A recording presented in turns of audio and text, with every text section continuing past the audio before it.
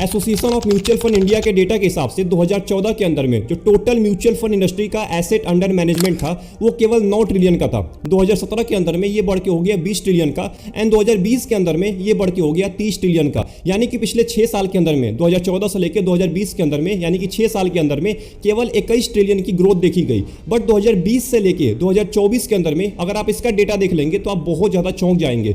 2020 के अंदर में जो टोटल म्यूचुअल फंड इंडस्ट्री का एसेट अंडर मैनेजमेंट है वो 66 ट्रिलियन को क्रॉस कर चुका है, 66 ट्रिलियन को क्रॉस कर चुका है। यानी कि 2020 से लेकर 2024 के बीच में 36 ट्रिलियन की ग्रोथ देखी गई है। सोचिए 36 ट्रिलियन की ग्रोथ केवल 4 साल के अंदर में, जो कि 2014 से लेकर 2020 के अंदर में केवल 21 ट्रिलियन की ग्रोथ देखी गई थी। सोचिए कितने सारे लोगों ने पैसा इन्वेस्ट किया है। और ये डेटा देखने के बाद आपको एक चीज तो पता चल गई होगी कि यहाँ पे आप अकेले नहीं है, आप अकेले म्यूचुअल फंड में पैसा नहीं इन्वेस्ट कर रहे, आपके साथ करोड़ों लोग पैसा इन्वेस्ट कर रहे हैं। और एक और डेटा सामने आया है कि जो म्यूचुअल फंड के आज तक टोटल फोलियो क्रिएट हुए हैं वो लगभग 20 करोड़ से ज्यादा, यानी कि 204 मिलियन फोलियो क्रिएट हो चुके हैं अभी तक। तो यहां पे बहुत सारे लोग, बहुत करोड़ों लोग पैसा इन्वेस्ट कर रहे हैं आज के टाइम पे म्यूचुअल फंड के अंदर। और मैं आपको दावे के साथ बोल सकता हूं कि ये म्यूचुअल फंड की अभी शुरुआत हुई है। म्यूचुअल फंड में अभी लोगों ने पैसा इन्वेस्ट करना स्टार्ट किया है, क्योंकि देश के बहुत सारे ऐसे शहर हैं, बहुत सारे ऐसे गांव हैं जहां पे म्यूचुअल फंड का नामो निशान नहीं है। कोई भी म्यूचुअल फंड के बारे में नहीं जानता है। अगर मैं अपनी बात करूं, मैं जहां से बिलोंग करता हूं, मेरा जहां पे गांव है वहां पे कोई भी नहीं जानता है स्टॉक मार्केट के बारे में, म्यूचुअल फंड के बारे में। तो सोचिए जब ये जानना स्टार्ट करेंगे, जब यहां से लोग पैसा इन्वेस्ट करना स्टार्ट करेंगे म्यूचुअल फंड में,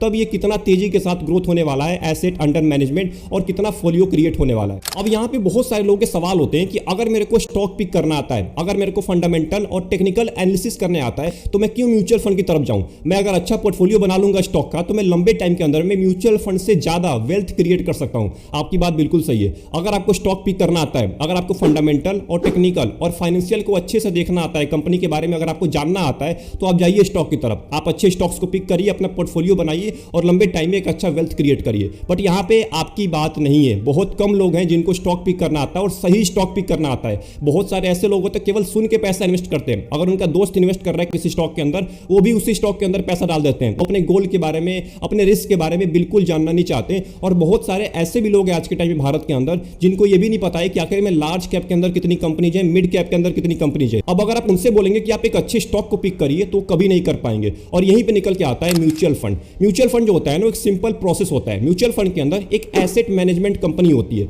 एसेट मैनेजमेंट कंपनी क्या होती है कि बहुत सारे इन्वेस्टर से पैसा जमा करती है। आप म्यूचुअल फंड के अंदर पैसा जमा करते हैं और जो एसेट मैनेजमेंट कंपनी है उसके अंदर कुछ इंप्लॉई होते हैं जिनका नाम होता है फंड मैनेजर, और उनकी टीम होती है। तो जो फंड मैनेजर होता है ना, वो आपके पैसे को जो आप जमा किए हुए हैं एसेट मैनेजमेंट कंपनी में, उसको उठा के स्टॉक मार्केट के अंदर, डेट के अंदर, अलग अलग एसेट के अंदर इन्वेस्ट करता है। अगर आप इक्विटी म्यूचुअल फंड में आएंगे तो मैक्सिमम पैसा आपका 90 से लेकर 95% स्टॉक मार्केट में ही इन्वेस्ट किया जाएगा। तो आप इनडायरेक्टली स्टॉक मार्केट में ही पैसा इन्वेस्ट करते हैं, बट किसी एएमसी के थ्रू करते हैं, एसेट मैनेजमेंट कंपनी के थ्रू करते हैं। बहुत सारे ऐसे लोग होते हैं जो जॉब करते हैं, 9 to 5 जॉब करते हैं। बहुत सारे लोग होते हैं दिन दिन भर बिजनेस करते हैं। अब उनके पास बिल्कुल टाइम नहीं होता है स्टॉक मार्केट को ट्रैक करने के लिए, स्टॉक्स का फंडामेंटल और टेक्निकल एनालिसिस करने के लिए। अब उनके पास एक सिंपल उपाय होता है कि मेरे को ऐसे जगह पे पैसा इन्वेस्ट करना है जहां पे मेरा पैसा सेफ भी रहे और तेजी के साथ ग्रोथ भी करता रहे। तो उनके लिए बना हुआ है म्यूचुअल फंड। अब बात करते हैं अपने अगले पॉइंट के बारे में, जिसका नाम है डाइवर्सिफिकेशन। अगर आप एक म्यूचुअल फंड के अंदर पैसा इन्वेस्ट कर रहे हैं, कोई भी एक म्यूचुअल फंड चूज कर रहे हैं, तो उसमें बहुत सारी कंपनीज होती हैं। अगर आप आज अपने म्यूचुअल फंड के होल्डिंग में जाकर देखेंगे तो आपको 40, 50, 60 कंपनी मिल जाएंगी।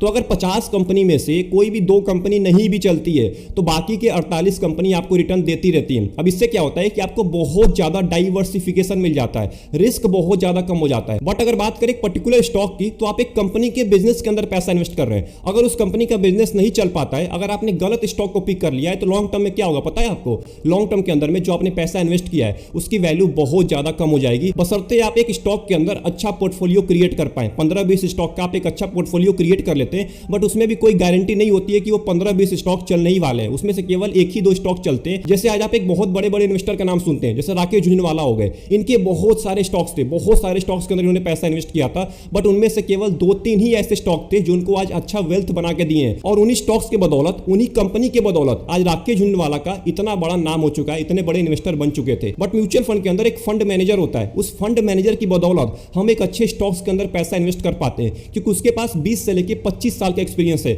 जब हम छोटे थे, जब हम स्कूल में थे, तब से वो बंदा पैसा इन्वेस्ट कर रहा है स्टॉक्स के अंदर में, तब से वो स्टॉक्स पिक कर रहा है। सोचिए हमारे पास ज्यादा नॉलेज होगी कि उस फंड मैनेजर के पास ज्यादा नॉलेज होगी, तो हम क्यों ना एक्सपीरियंस का यूज करें। एक्सपीरियंस का यूज करके हम अपने इन्वेस्टमेंट को बहुत ज्यादा डाइवर्सिफाई कर सकते हैं। और जितना ज्यादा आपका इन्वेस्टमेंट डाइवर्सिफाई होगा उतना कम रिस्क का आपको सामना करने को मिलेगा। अब इसी के ऊपर जो हमारा अगला पॉइंट है उसका नाम है रिस्क। अब मैं यहाँ पे आपको बिल्कुल नहीं बोल रहा हूँ कि म्यूचुअल फंड के अंदर जीरो रिस्क होता है और स्टॉक के अंदर सबसे ज्यादा रिस्क होता है। म्यूचुअल फंड का अपना रिस्क है, स्टॉक का अपना रिस्क है। अगर आप म्यूचुअल फंड की तरफ आ रहे हैं, आना चाहते हैं, म्यूचुअल फंड के अंदर पैसा इन्वेस्ट करते हैं, अगर आपने गलत म्यूचुअल फंड को चूज कर लिया, आपका गोल है 20 साल का, 30 साल का, और आपको 15% का, 12% का रिटर्न चाहिए, और आपने 20-25% वाले म्यूचुअल फंड के अंदर पैसा इन्वेस्ट कर दिया, तो आपको शॉर्ट टर्म के अंदर में बहुत ज्यादा वोलेटिलिटी का सामना करने को मिलेगा और उसी टाइम पे बहुत सारे लोग म्यूचुअल फंड को क्विट करके बाहर निकल जाते हैं। अगर स्टॉक के रिस्क की बात करें तो अगर आपने गलत स्टॉक को पिक कर लिया, अगर आपने अच्छे से रिसर्च नहीं किया, फंडामेंटल और टेक्निकल एनालिसिस नहीं किया, तो आपके सारे पैसे खत्म हो जाएंगे, क्योंकि वहां पे आपने एक पर्टिकुलर स्टॉक के अंदर पैसा इन्वेस्ट किया है।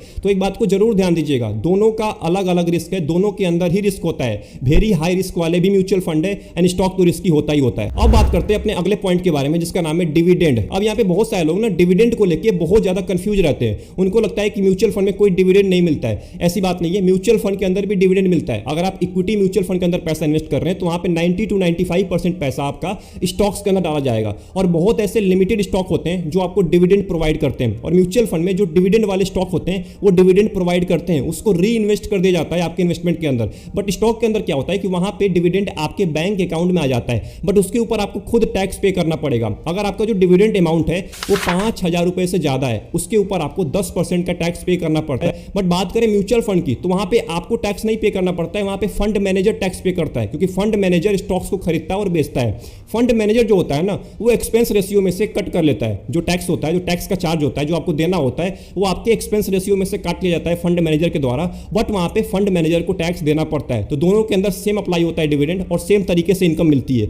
स्टॉक्स के अंदर आपके बैंक अकाउंट में इनकम आ जाती है, म्यूचुअल फंड के अंदर उसको री इन्वेस्ट कर दिया जाता है आपके इन्वेस्टमेंट के अंदर। अब लास्ट में बात कर लेते हैं कि आखिर में इन दोनों में से आपको किसमें सबसे ज्यादा रिटर्न मिलने वाला है लंबे टाइम के अंदर में। आपने बड़े बड़े इन्वेस्टर का नाम सुना होगा, वॉरेन बफेट हो गए, राकेश झुंझुनवाला हो गए। इनको लंबे टाइम के अंदर में, ये बहुत लंबे टाइम के इन्वेस्टर हैं, इनको लंबे टाइम के अंदर में वॉरेन बफेट को 20% का रिटर्न मिला, 20% का CAGR वो कमा पाए पूरे लाइफ टाइम के अंदर में। वहीं राकेश झुंझुनवाला की बात करें तो इन्होंने 22% का, 23% का रिटर्न कमाया। मतलब इससे ज्यादा इतने बड़े बड़े इन्वेस्टर्स भी नहीं कमा पाए, और हम उम्मीद लगा के बैठे होते हैं कि हमें 30% का, 40% का रिटर्न मिलेगा लंबे टाइम के अंदर में, जो कि बिल्कुल असंभव होता है स्टॉक मार्केट में। क्योंकि जो स्टॉक मार्केट होता है ना उसमें फ्लक्चुएशन बहुत ज्यादा होती है, कभी ज्यादा ऊपर चला जाएगा, कभी ज्यादा डाउनफॉल में चला जाएगा। अगर आपने क्रैश नहीं देखा है तो आपको यही लगेगा आज के टाइम में कि मैं भी 40% का, 50% का रिटर्न कमाऊंगा लंबे टाइम के अंदर में, जो कि बिल्कुल ही असंभव है लंबे टाइम में, मतलब 20 साल में, 30 साल के अंदर में। अगर बात करें म्यूचुअल फंड की तो अगर आप आज भी मिड कैप और स्मॉल कैप कैटेगरी के अंदर आते हैं तो ऐसे बहुत सारे म्यूचुअल फंड है जिन्होंने पिछले 10 साल के अंदर में मिड कैप और स्मॉल कैप के अंदर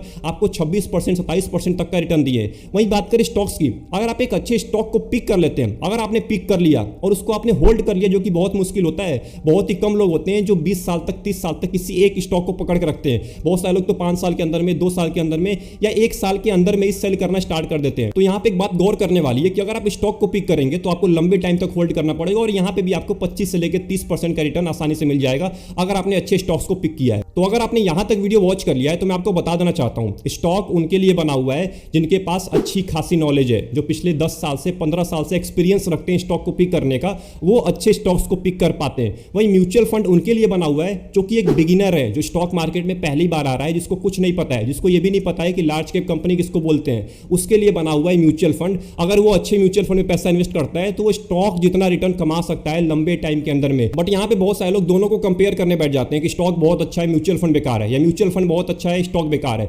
दोनों अपनी जगह पे सही है। अगर दोनों को उसके नजरिए से देखेंगे ना तो दोनों अपनी जगह पे सही है। दोनों के अंदर अलग अलग टाइप के इन्वेस्टर पैसा इन्वेस्ट करते हैं। तो आई होप आपको ये पूरी वीडियो पसंद आई होगी। यहां तक देखने के बाद अगर कोई भी डाउट चल रहा है आपके माइंड में, कमेंट बॉक्स में टाइप करिएगा, जो भी डाउट होगा उसका मैं जरूर सॉल्यूशन दूंगा। मिलते हैं एक और इंपॉर्टेंट वीडियो में, तब तक के लिए अपना ध्यान रखिए। Best of luck, take care.